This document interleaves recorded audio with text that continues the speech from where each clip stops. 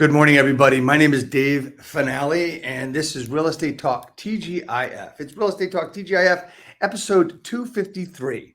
That's 253 episodes, which we have managed to do in 250 straight weeks without missing a week. We're very proud of that fact. We are the longest running live podcast, broadcast, whatever you want to call it, in real estate. We are second to only Byron Lazine for his podcast that he does, but they're not live. So him and I argue about that. Anyway, I see that every week. Anyway, we have the great Amy Chorew with us today, and we are going to talk about a lot of different things. Amy has been in real estate for a long time. She has helped thousands of real estate agents, been in real estate. She's in real estate herself, has never been out of it when she started, corporate level, all this other stuff. So we're going to let Amy talk in a little while, right after this intro. Real estate agents, are you looking to acquire clients consistently to grow your business and income for a great lifestyle? Well, this is Dave Finale, and I'm here to bring you the Real Estate Skill Builder broadcast, Real Estate Talk TGIF, brought to you by Real Estate Skill Builder and the Modern Agent team. Well, good morning, everybody. Again, Real Estate Talk TGIF, episode 253. Amy Chorew is with us. And Amy, thank you so much for being on. We've had a lot of people that you and I both know on this broadcast in the past, and I'm glad we were finally able to get this together and get you on here. How are you today?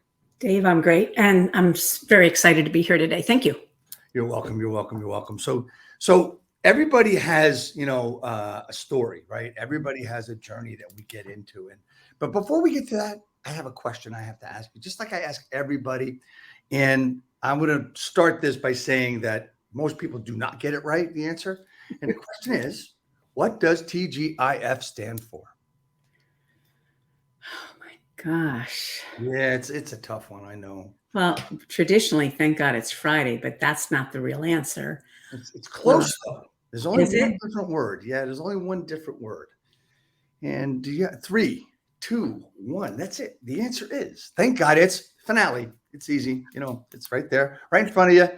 Yeah. And that's how we start every broadcast. And don't worry, 99%, I'm going to say 97% of people do get it wrong.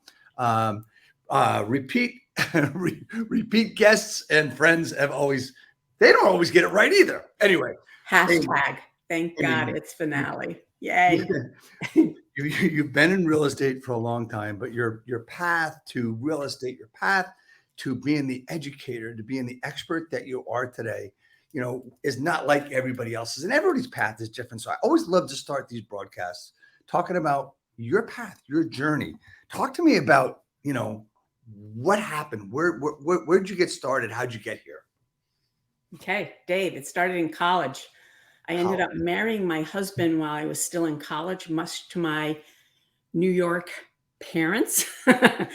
And I ended up moving into Connecticut. My husband was a builder. He worked with a developer, and he managed over 12 subdivisions. So I'm like right out of college, never used my degree once, and got into real estate. That's how I got into real estate. Loved it. Loved working in new construction. We built everything from very high end to subdivisions to condos. Even my favorite was rehabbing a factory. That was fantastic.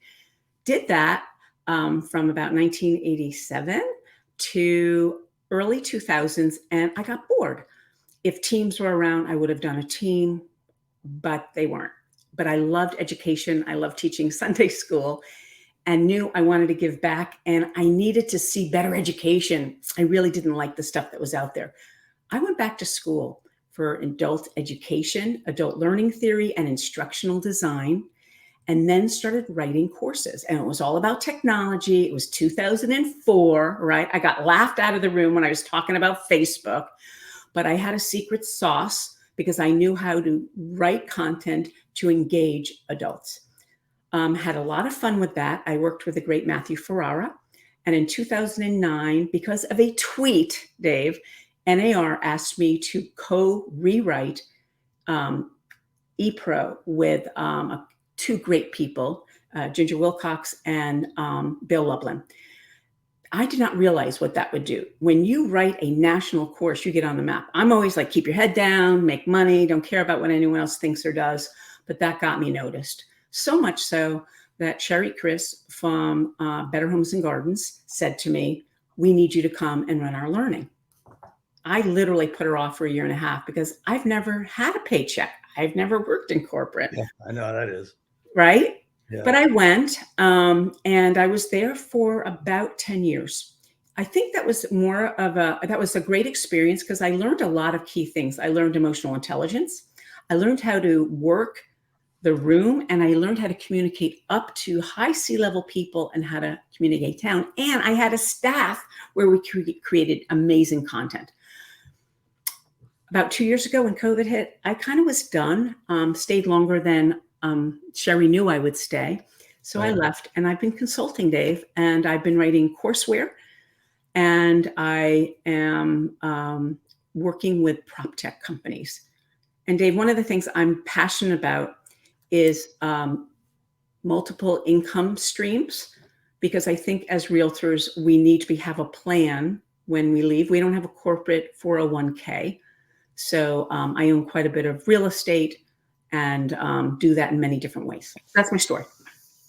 That is a great story. I mean, talking about, the mutual friend of ours, Bill Loveland. Love Bill. I haven't seen him in a while, but Bill's a great man. I know he was very much involved in ePro and everything, and still is very much so with NAR. And I don't get to see him as much as I used to with the old Century 21 days, but I still do see him once or twice a year. But that's really impressive to be asked to write that national course. I mean, and it does open eyes, and people do see what's going on. And having been involved myself with the Century 21 system, I know you were involved with the sister brand as well.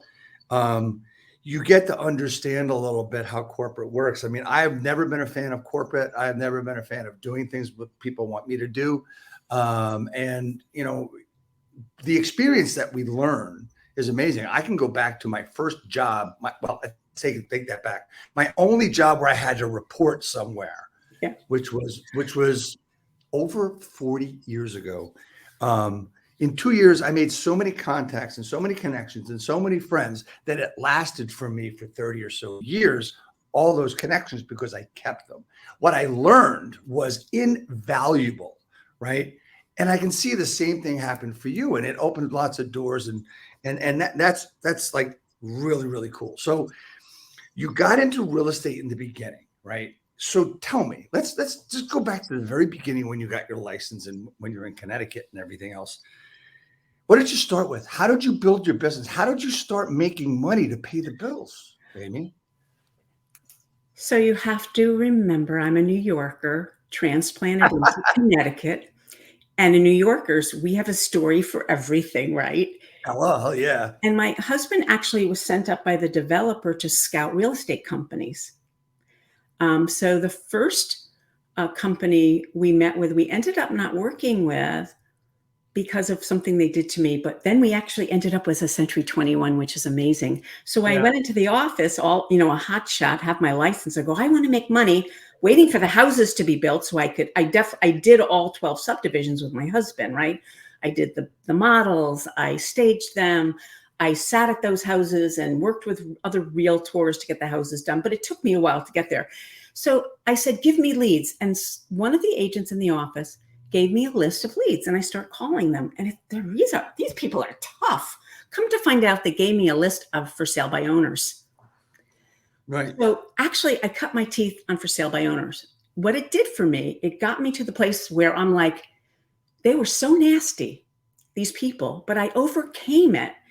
And I realized that the more emotional people are, the more they needed me. So it created something in me that has really made me successful in my real estate career. Absolutely. I mean, if you persist there, I don't think there's anything that can stop you. I mean, I've got friends all over the country that talk about, I mean, these guys are making millions, right? As an agent. And what's your day look like? Everything is the same every day. Every day they call, they role play, et cetera, and they're making millions. Anyway, so that to that point, people have the biggest problem is this thing. I'll just put it all in one bucket called call reluctance, right? They have this thing called call reluctance, and people are starting to do webinars on call reluctance now, right? What's the cause of call reluctance?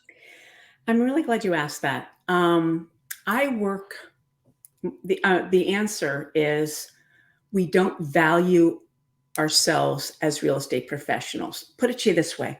If you went to a gathering with other friends, you're always asking them, like, how's your business? What's going on? Like, how are you doing? What's going on? And you're like, and you're excited to hear about their businesses.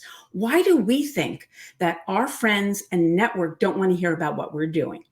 Right. We need to be confident, but we also have to craft information that is valuable to those people. So something early on that I just want to put a shout out.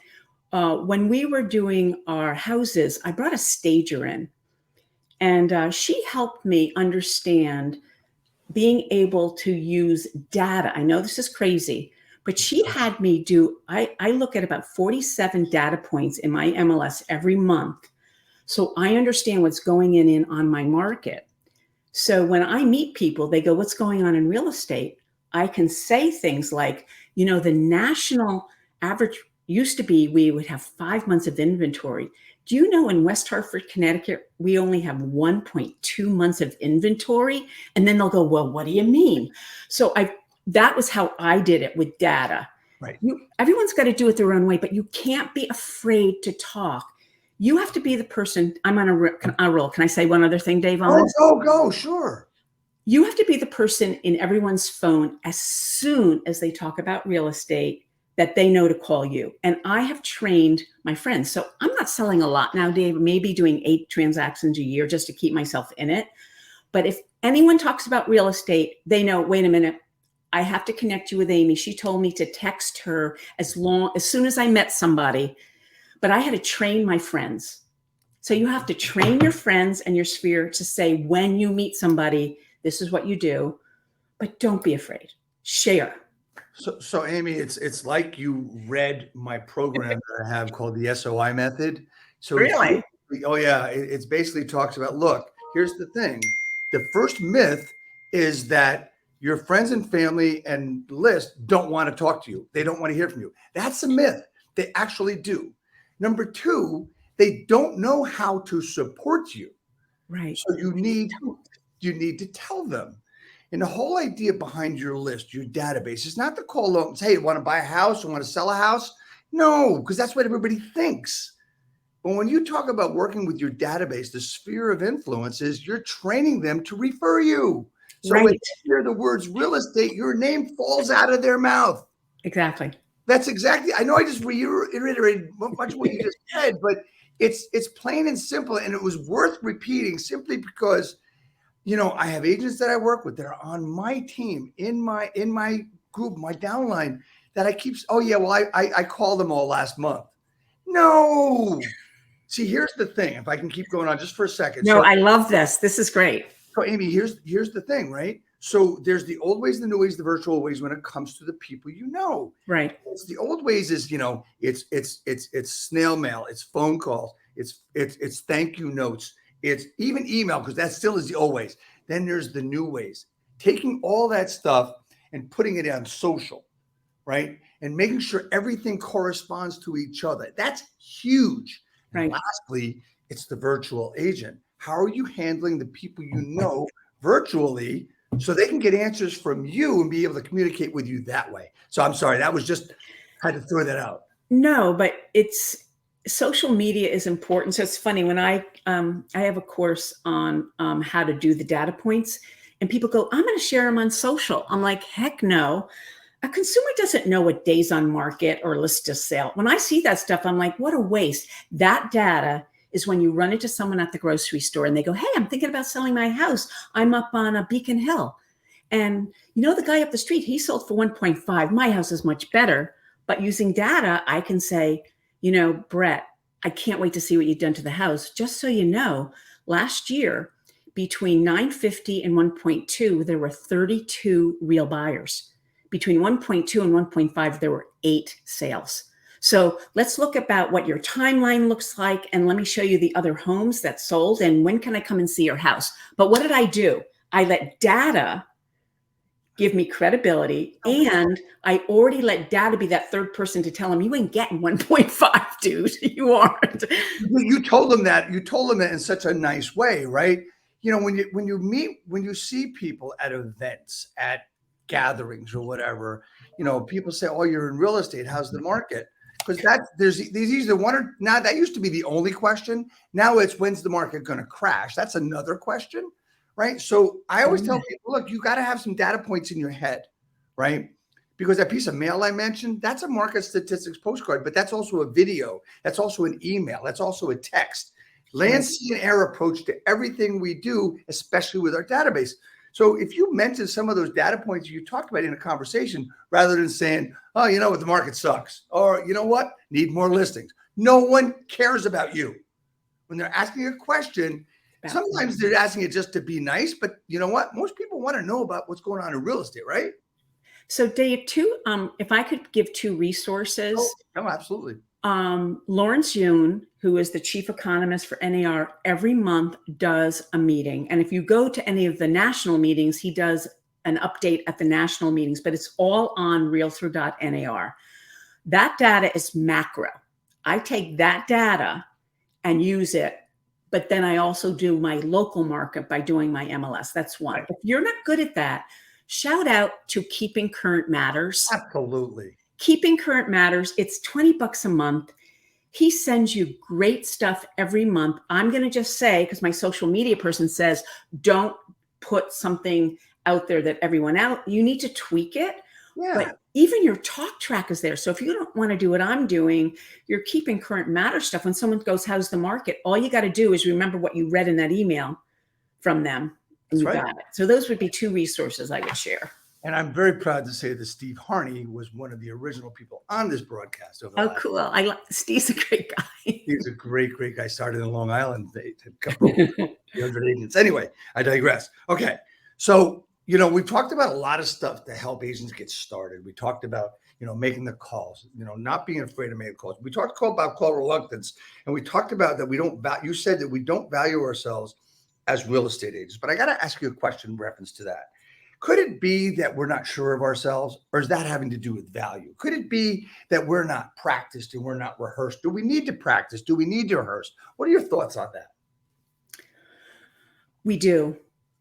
When I was selling all the time, I remember going in, practicing in the on this TMI, but practicing in the shower, practicing in front of my kid, all the time, practicing in front of my dog. I knew my stuff backwards and forwards. So when I met somebody, it never went as planned, but at least I could stay on track and make sure I delivered what I needed. But I would go into a listing appointment, and my mindset would be, I have the best marketing plan. I have the best team to deliver. If they don't work with me, they're losing. Now, every company has great training on that stuff, and we might think it's like canned or boilerplate, but it's based on human behavior. You just have to make it your own. I love it when people go, oh, I don't use scripts. This is what I say. I'm like, that's a script, people. Like, you need to have it down in any sales. So then you can then interpret. So then when you're on the sales call, you're really listening to the people. Yes. And there was training I took a long time ago. It's like, shut up. Like, ask questions. Ask questions to you. And so many realtors just, I'm the biggest, I'm the best, I'm this, and they never slow down. Listen. Right. So I'm sorry, I'm off track. You got me going. Because I want to go along with that. It's really simple. It's really simple. If you're making statements, like you just said, I'm this, I'm that, if you're a weird this, if you're making statements, it's about you and they don't care about you. If you're asking questions, it's about them. Right. I believe that what you said was, you know, people say, well, I hate scripts. I don't use them. Bullshit. What you're saying is a script. Everything we do is a script. Have you ever been to a doctor's office where you walk up to the thing, you sign in? That's a script. You go in, they check your vitals real quick. That's a script. The doctor comes in, repeats everything that the other person just said. That's a script. Everybody uses script. We live by them. We are them. So it's really important to make them your own. That's the point, and to listen, right? We talk about that all the time. It's just so important. So that being said, with all that, there's a lot of different types of agents in our world, and you've dealt with a lot of them through, where you get started and the ones you interacted with, and then, in the corporate world, when you're with BH&G. Talk to me about how the interaction helped you grow as a human, but also helped you interact more and help more agents when you were there. One thing that, because I had so much data at my fingertips, I quartiled agents. Like when I went to go help a brokerage, we could go and we would quartile the business by each company. And because I had access to everybody, there were standards that I saw in a company. And so we created our content for each one of those quartiles. Is that what you mean? I think that's what you mean. Yeah, I mean, there's a lot of different things that you would see differently from that standpoint. And the reason I bring that up is I think there's a lot of issues with brokerages today in today's world. And that's not only the franchises, it's not only the huge independents, but it's every little company too. And I think there's some issue with the franchises in that they have not really gotten to the agent level rather than the corporate level. And what I mean by that is they've come along from the early 2000s into the 10s and now into the 20s, but it doesn't seem like there's much change in what they've done. And this is my opinion. Nobody else did. I'm not forcing this on you. I believe most of these franchises and these brokerages are broken. I truly believe that, right? But that's my opinion. How can that change? Or is that something that is true? Is it something that we have to look at? So it's interesting you said that. I'm a big networker, and I've seen there is change coming. There are newer companies, programs. Yep. I can think of 3 right now. So, for example, I'll just throw. Yes, you can say anything. You can say anything you want on this broadcast. So there's a gentleman called Barry Jenkins Jr. He is with the Better Homes and Gardens in Virginia, but he works with the YLOPO and the Call Action and with the CRM that they have. Sorry, guys, I'll give you a shout out. Their training is so specific for new agents. Just follow this process and you can make money. So that inspired me. There's other people out there doing it in the EXP world. There's a gentleman named Juan Carlos. He's in Miami. He's got a program called Gold Bar University. He just won 30 under 30 for NAR. Like, amazing guy. Right. He already retired his parents at 29, and he asked for input on his program. And then there's a couple of other people that I haven't seen their information, but I know there's a young man from Real. I believe his name is Macy. His last name's Macy. There's a lot of new people that are going to change.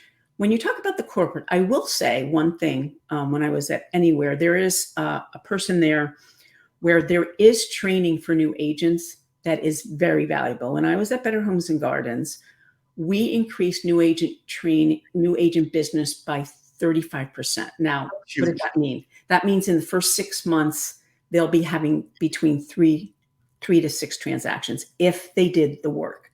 So there is some change in the larger franchise to do this, but you have to be able to go and do the work if you're the agent. So I will put that plug out there for Better Homes and Gardens. Thank you for answering that question, because I know it's a sticky topic, and personally, I don't mind getting into it.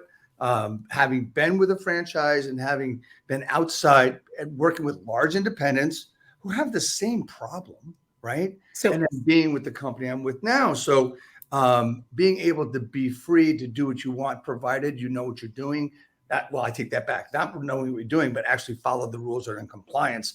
That's a big thing, right? And I'm kind of a stickler on that. And people I know say, Dave, will you stop, please? I said, no, this is the way it's got to be. Anyway, so you're still selling real estate, right? A little bit, yeah. And you are involved with NAR, you were involved with corporate, and now you have this great thing that you started called curated learning. Talk to me about curated learning, what it's all about, and how it hits all the bells for you, all the check boxes for you. Okay. So there's three things doing with curated. One is I have been writing courseware that is going on demand as passive income for myself. So I have, and I'm helping other people do that as well. There's a couple people who wanted me to help. So I did it myself, so now I can help others. I love getting checks every month because people bought my courses. There's many ways to do that. Right. So I have a couple courses, value prop, crypto class. I have a new agent training, and we're working on something called fiscal fitness. That's one area. The next area is working with prop tech companies, helping them bring their product to market. Engineers are brilliant. They're entrepreneurs, but sometimes they miss how do you actually work with an agent? So when you talk about personas, for the clients, we work up agent personas, we work up personas of whoever else is their client. It could be an enterprise level brokerage, it could be brokerages, it could be direct agents, it could be MLSs, it could be associations. So we put processes in place to help. I'm on my fourth prop tech company and super excited with the success that we've had there. And then last, it's getting a back seat because of all the other crazy business, which I love, is onboarding. I think onboarding has to be a frictionless experience. And whether you're a 30 agent office, it could be a PDF with links to all the stuff they have to fill out. Or if you're an enterprise, it could be a 4-day training program. But you need to make sure people understand the process, who you are, what you stand for, where do I get training, all of that. So we've created products to support companies with that. And we've tested it with a couple of companies, and we're going to be launching that soon. So that's really important and interesting process that you built a course for onboarding, right? Or products for onboarding, because I have seen, I being a broker owner for 21 years, I had trouble with onboarding, right? And one of the things that we did, and we had the online training version, everything they had to do. We had that in 2006. Wow, you were early. That's cool. Yeah, I had an ISA department in that time. I don't want to go into it because it makes me angry because I didn't follow through with anything. But that's the point, because nobody wanted to follow me. Anyway, the onboarding, it is a problem. It is difficult, and you can lose people there as well, which is one of the biggest problems. No secret. I'm with eXp Realty, and they have their own onboarding process. When I first joined 3 or so years ago, it was horrendous because us as independent people, we see emails and we'll get to them later. And all I would tell people is when you get one email and it says, jump over a chair, jump over a chair. Do whatever it says in the order it says to do it. Well, 3 years fast forward, they've done a great job in setting it all up really, really well. But here's the problem. People still need to read the directions. I don't care what kind of onboarding you have. We've got independent people. How do you cure that? Thanks for your question. A couple of different ways. You have to have people learn and take information in uniquely.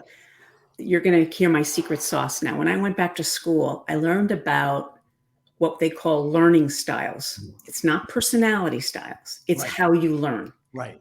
So I make sure that our materials hit all the learning styles. And I've been doing that since 2008. And we brought that principle and change management, which is a science of understanding how people are feeling as they're doing this process and integrating information into your process so people feel safe. There's Right. and I didn't answer your question directly, I will, but I just mentioned there's a book that really inspired me. It's called The Power of Moments by the Heath brothers. And he talks about moments that can be life-changing. And one chapter is about onboarding, and he talks about how John Deere onboards their people. And that's what inspired me to do this. So when I came out from corporate, I had to join a local office. And what I did for her, we're a boutique. Ours is very simple. It's a PDF with links to everything we need to do. I was able to go to that PDF, and if someone wants to do it in one day, they can get it done. Other companies, what we would do is there was a call, and then you can attach emails to all of those things. So some companies will set emails. So if someone finishes an email right away, the next email goes out. So it can all be done with emails. Right. Other people do landing page, where someone can go to the landing page and get all the information they need to onboard. And then others actually do a course or a manual. So it depends on what kind of learner you are to get that stuff done. But there has to be someone in charge of all of that. So I don't know if I answered your question. No, you did. I mean, there's this onboarding thing. I've seen so many. I've had trouble with it. So I've talked to some of the best in the top companies, the top teams. I got a team, a top team in Michigan that I've reviewed their entire program, and basically you have to learn how to access stuff, but they have a 2-week boot camp, and if you don't show up, you're not able to stay. Is the boot camp the way to go, in your opinion, with saying, okay, this is what you're going to learn. You got to follow these directions. And every day we're going to have a quick meeting to tell you what you got to do today. Is that a great way to get started? Or is that also a matter of not being independent, being ready to maybe still have the 9-to-5 attitude or mentality? So we just did that for a client. It's once a month. It's 4 days. It's 4 half days.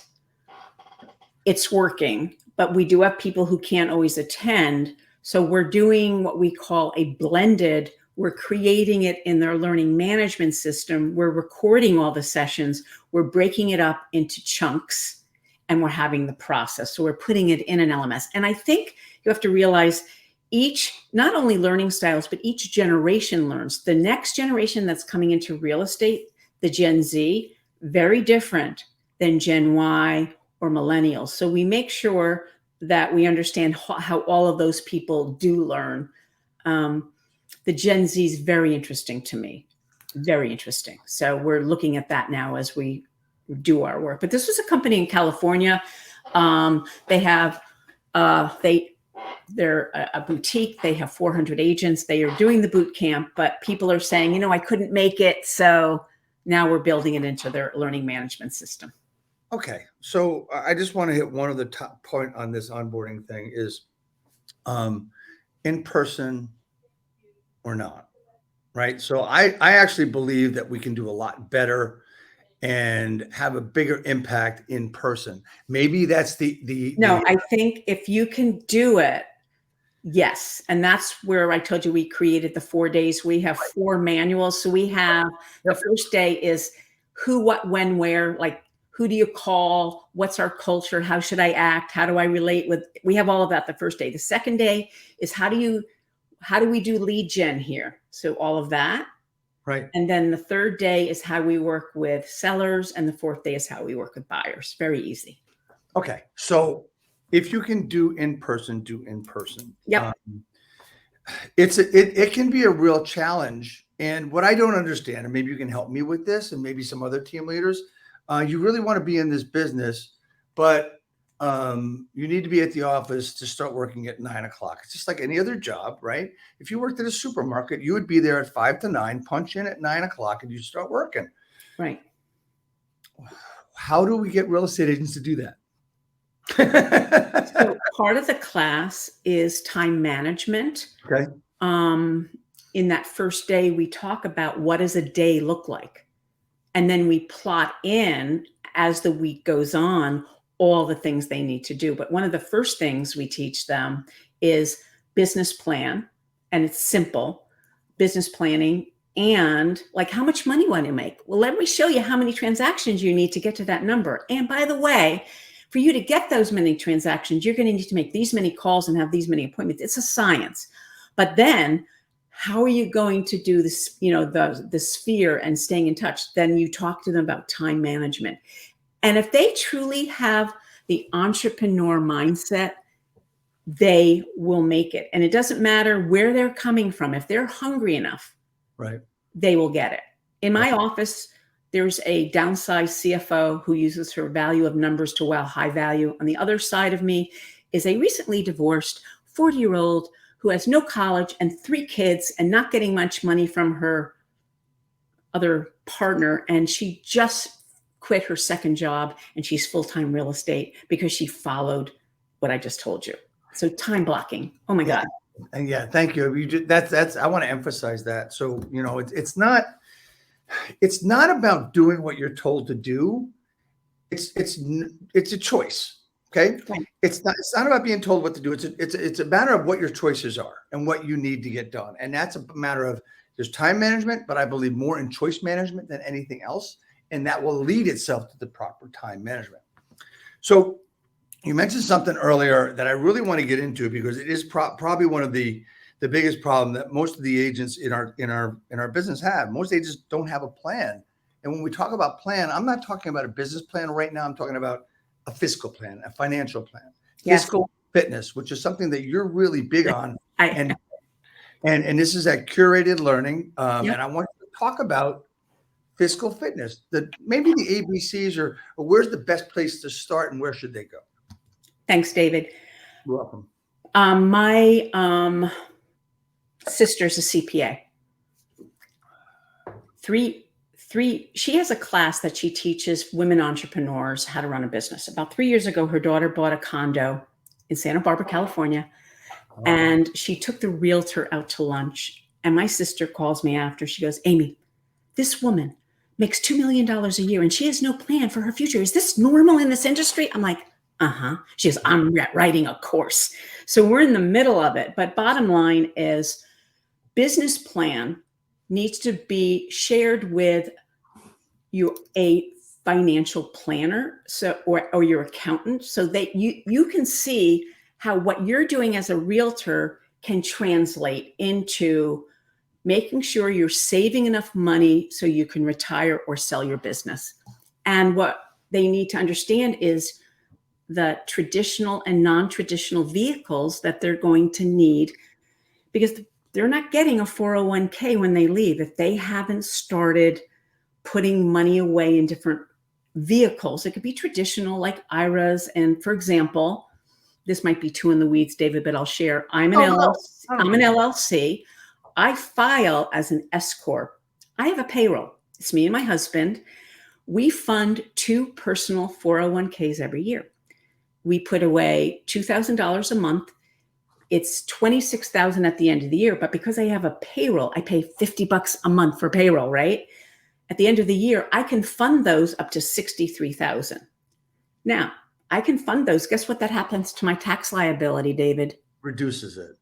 So that's just one tip that a financial planner can share if you're a true entrepreneur. But then, so you could do the traditional vehicles, but then you have to think, should I own real estate? Should I do it passively? Should I own multifamily? Should I own Airbnbs? Or should you have other income streams?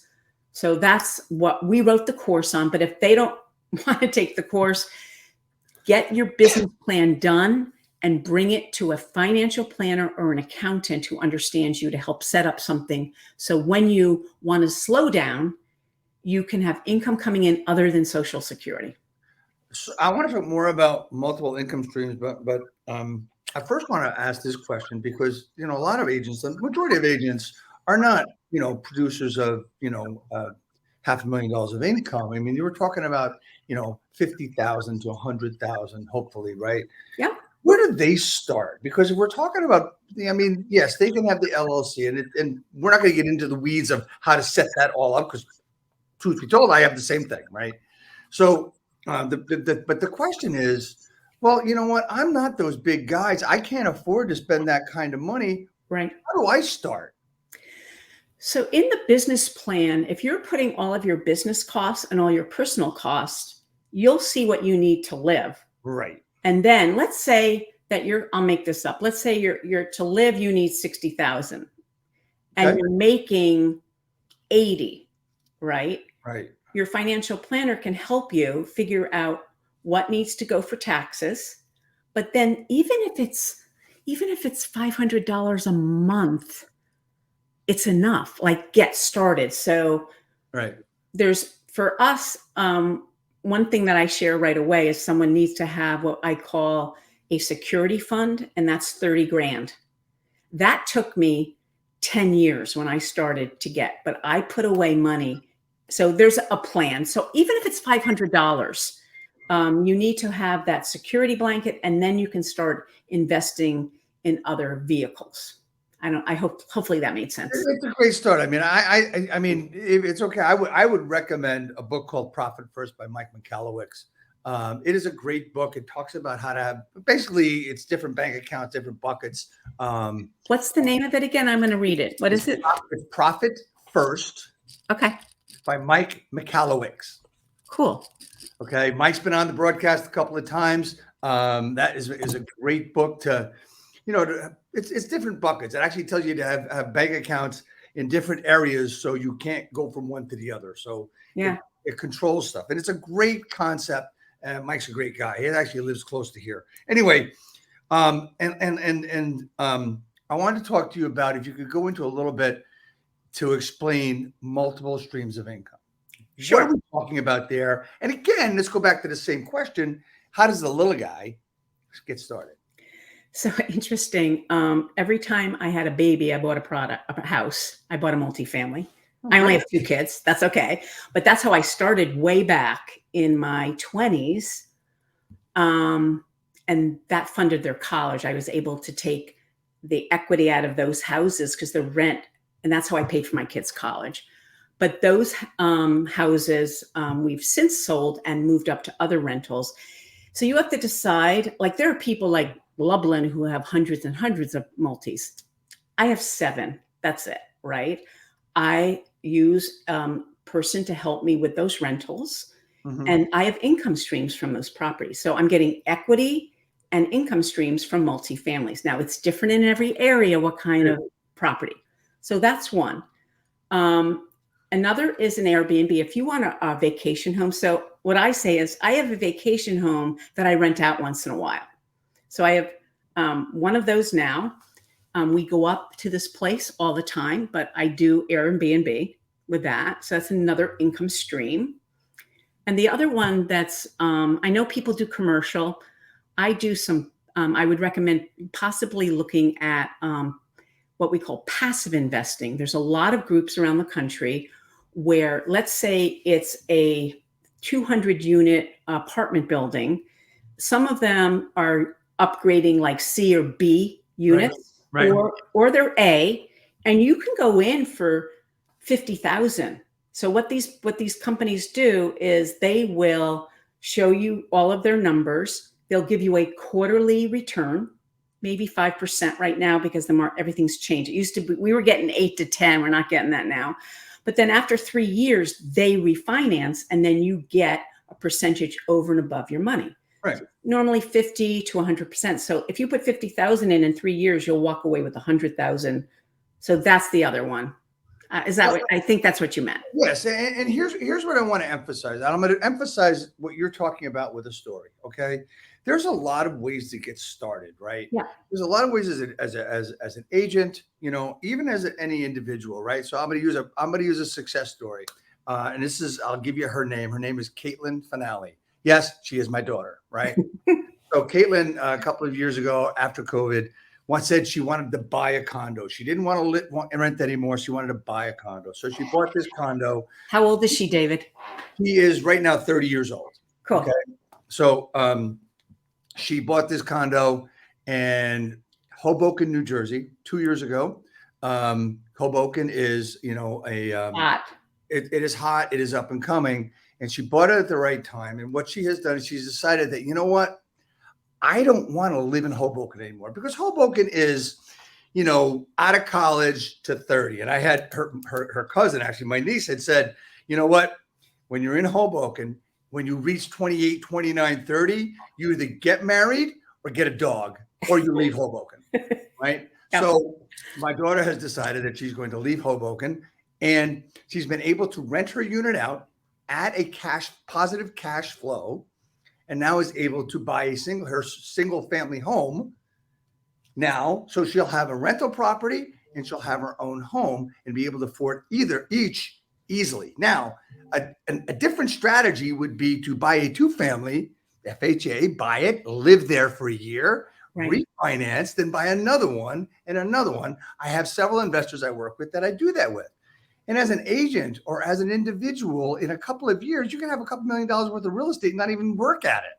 Anyway, I just wanted to give that story because this way people can understand that they can actually take something that they're buying. It doesn't have to be huge. Right. Anyway. But you need a financial planner because there's all sorts of tax benefits for this. Right. And here's the great thing. We are in real estate. And because you're in real estate, there's tax benefits that you can take that no one else can. So that's right. Definitely look into it. So we've gone through a lot of different things today. We've helped agents with their prospecting. We've helped agents with their investing. We've helped agents, get started in the business. We've done a lot. What have we missed today? Amy, anything? I think we should end with mindset matters. Let's go. Be gentle on yourself. We have gone through some crazy times. Find mentors, find other people to talk about. There's always safety in numbers.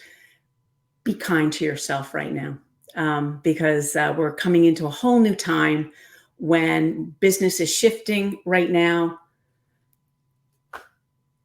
Be kind to yourself. I think that's the greatest advice. I mean, asking that question was kind of beats me to the last question, which is what would you tell people to do? And you just did it.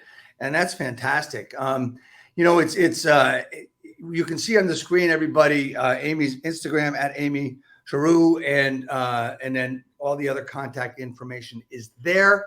Next week, just to tell you, we've got another great show coming up. We have the one and the only Josue Soto from Orlando, Florida, team leader of the Soto Legacy Group. Good man, good friend. Very pleased to have him on. This is his second time on the broadcast. So he'll be on. If anybody has any questions for us, please feel free to reach out to Amy at those contact points. I forgot I lost some of it. There we go. And Amy, I just have two things real quick before we finish. Number one is a question I ask everybody, and it's a truly serious question that I ask. How can I help you promote your business? You're doing it. This is great. I will say, once I have that physical fitness class, we're testing it at mid-year. Once I know it's out, I'd love to give people a discount if they want to take it. So I'll get that to you. Awesome. Let's do another broadcast just about that. Okay. We can do that.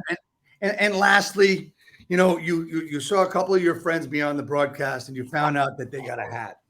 And then you decided that I'll be on it if you can get me a hat. I need a new hat, dude. Come on. I want that one. I'm not going to give you this one because this is the one I wear. We got to be safe. I want a white one. I want a white one. You got it. It's coming out. Amy, hang out for a couple of seconds at the end. Everybody, I want to thank you all for coming on. And then basically, we got next week coming up with Josue. Thanks to everybody for coming on. Just let me, technology is a wonderful thing, but there's so many buttons on this program. Anyway, Amy, thank you so much. You and I will be right back. Nobody else will be. But anyway, thanks a lot. Everybody, we'll see you next week.